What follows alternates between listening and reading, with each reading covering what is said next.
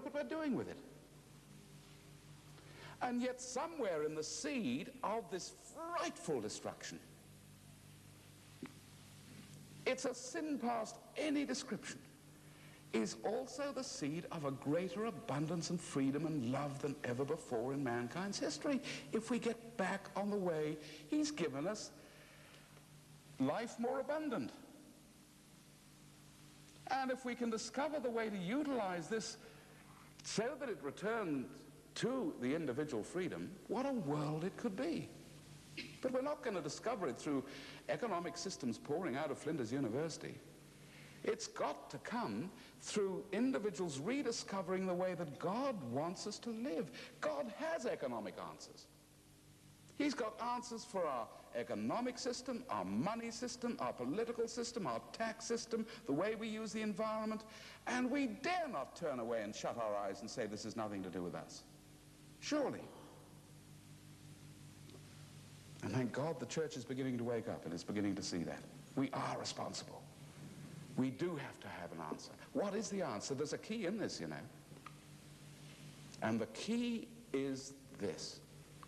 Every time man discovers a means of creating more and producing more, not creating more, but producing more of the things that are needed, so that we have mountains now around the world, with less effort than ever before,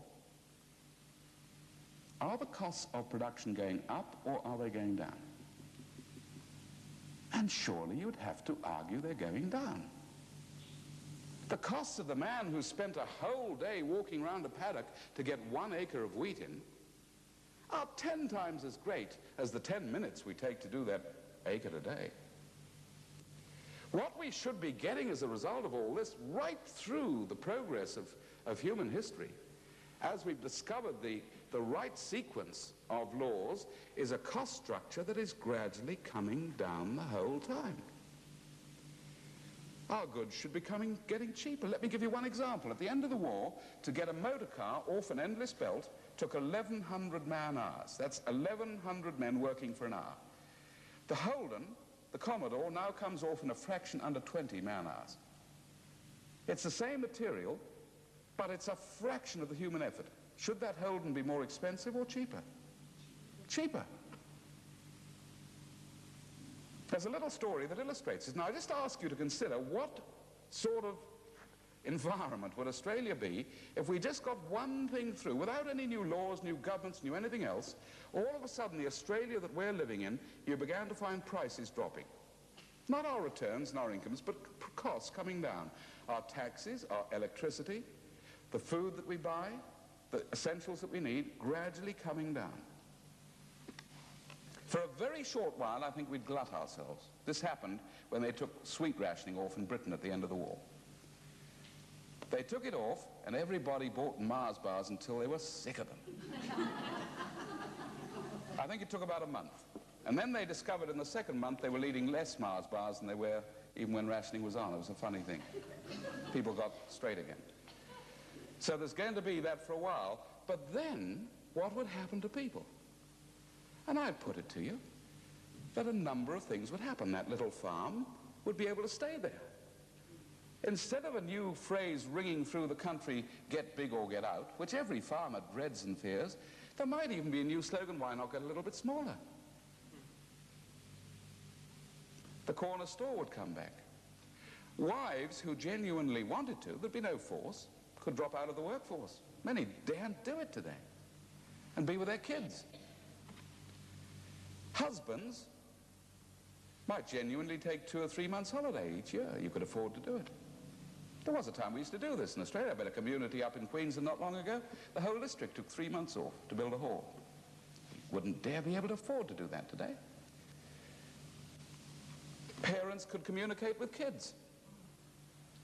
People could retire earlier, which would open up new opportunities for those who wanted to get into the workforce, who at the moment are totally denied. There's no path through for them. Homes would become available to young people who want to get married. Interest rates would come down. Isn't that the sort of world we'd have time to speak to each other? We're running most of the time now.